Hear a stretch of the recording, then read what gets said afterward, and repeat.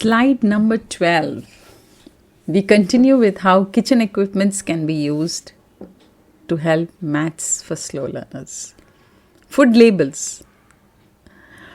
Food labels can be used to teach measurement, conversion, arithmetic, and calculation.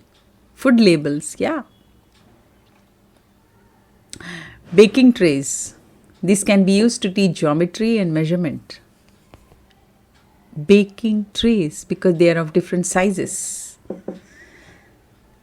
So measurement can be easily taught through baking trays. Cutting board.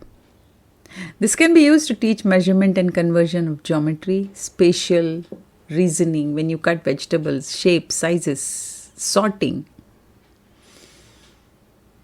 Number 9, mixing bowls. This can again be used for measurement and conversions. And number 10, food containers. Food containers of different sizes. Isn't that amazing? So basically every part of the kitchen can be very, very wisely used to teach concepts of maths, not maths, solving maths problems, concepts. Please remember, if the concept is clear to the child, doing a problem on a paper and pen won't take time. The whole issue is the kids don't understand the concepts. Do you know the difference between number 1 and quantity 1, or number 5 and quantity 5? In our schools, we teach numbers 1 to 10, but children still are not able to do addition mentally or mental maths is because the figure 5 and the quantity 5, they're not able to match. The concept of quantity to an image, for example, the number 5 is actually the image of that design called 5. By looking at it, a small child cannot visualize the quantity of 5. Though in a Montessori method of teaching and so many techniques that they use in pre-primary, they teach about this quantity. But somewhere the children who are slow learners don't follow by those methods. So you have to start using real objects in their lives. Like the other day I was telling a mother, she said my child cannot count from 1 to 10. And this child is 9-year-old. You know what I told the mother to do?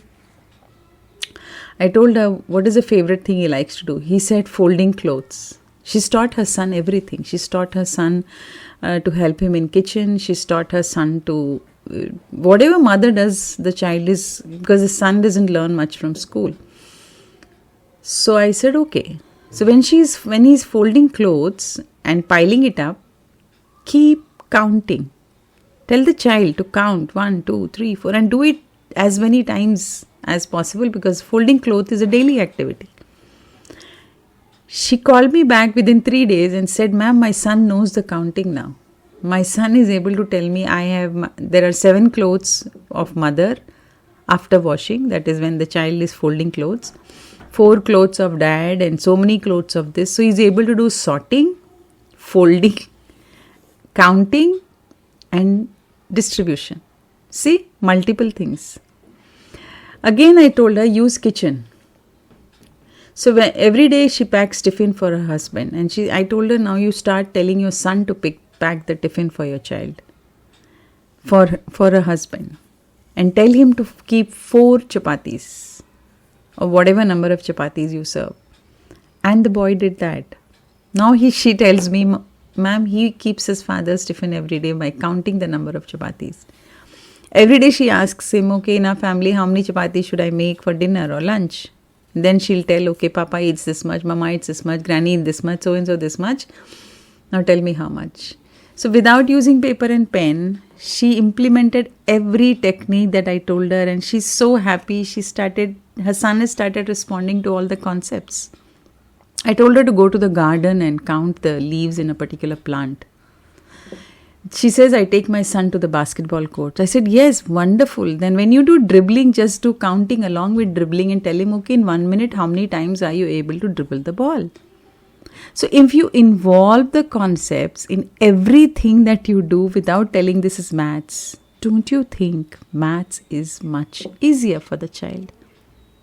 I only wish somebody taught me these concepts so easily. Today also I'm scared of theorems and geometry and arithmetic. Our children should not be, if we know the technique, and especially if we can connect them to real life. Thank you so much for listening to this podcast, to this audio till here. And I'll see you in the next one. Thank you. Special love to mamas who are working on their children to develop their maths concepts.